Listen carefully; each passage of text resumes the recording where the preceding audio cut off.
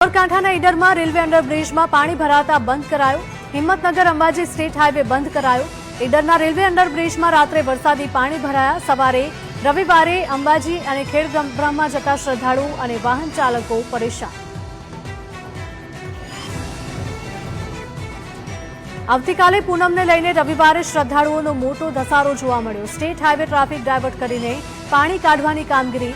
ઈડરમાં 2.5 inch વરસાદ વરસતા નીચાણવાળા વિસ્તારોમાં પાણી ભરાયા। સુરત જિલ્લામાં કમોસમી વરસાદથી ખેડૂતોને મોટું નુકસાન। કેરી ખરી પડતા મોઢામાં આવેલો કોળિયો છીનવાયો। ઓલપાડ ઉમરપાડામાં ખેડૂતોને રાતા પાણીએ રોવાનો વારો। ખેડૂત અગ્રણી અને કોંગ્રેસ નેતા દ્વારા માંગ કરવામાં આવી। સરકારમાં રજૂઆત કરવા ખેડૂત આગેવાનોની બેઠક યોજાઈ। સર્વે કરી ખેડૂતોને યોગ્ય વળતર આપવા માંગ।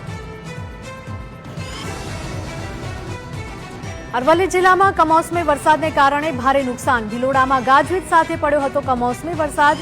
રીંટોડા, ધોલવાણી, મોહનપુર આ સહિતના વિસ્તારોમાં ભારે પવન ફૂંકાયો।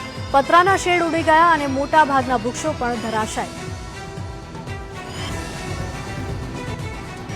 રાજકોટના ઉપલેટામાં કમોસમી વરસાદનો કહેર જોવા મળ્યો। તેલંગાણામાં 4 ઇંચ વરસાદથી હોકળા નદીમાં ઘોડાપૂર આવ્યું। કમોસમી વરસાદને કારણે ખેડૂતો ચિંતામાં મુકાયા। ગ્રામ્ય વિસ્તારોમાં માવઠાને કારણે ઉનાળુ પાકને ભારે નુકસાન। તલ, બાજરી, અડદ, જુવાર સહિતના પાકને નુકસાન। અમદાવાદના સિંધુભવન રોડ પર આવેલી તાજ હોટેલને બોમ્બથી ઉડાવવાની ધમકી મળી। પાકિસ્તાનના નંબર પરથી આવ્યો હતો ફોન। પોલીસ, બોમ્બ સ્ક્વોડ અને ડોગ સ્ક્વોડ સહિતની એજન્સીઓ દ્વારા સર્ચ કરવામાં આવ્યું। તપાસ દરમિયાન કોઈ શંકાસ્પદ વસ્તુ ન મળી। પોલીસે પાકિસ્તાની નંબર અંગે વધુ તપાસ શરૂ કરી।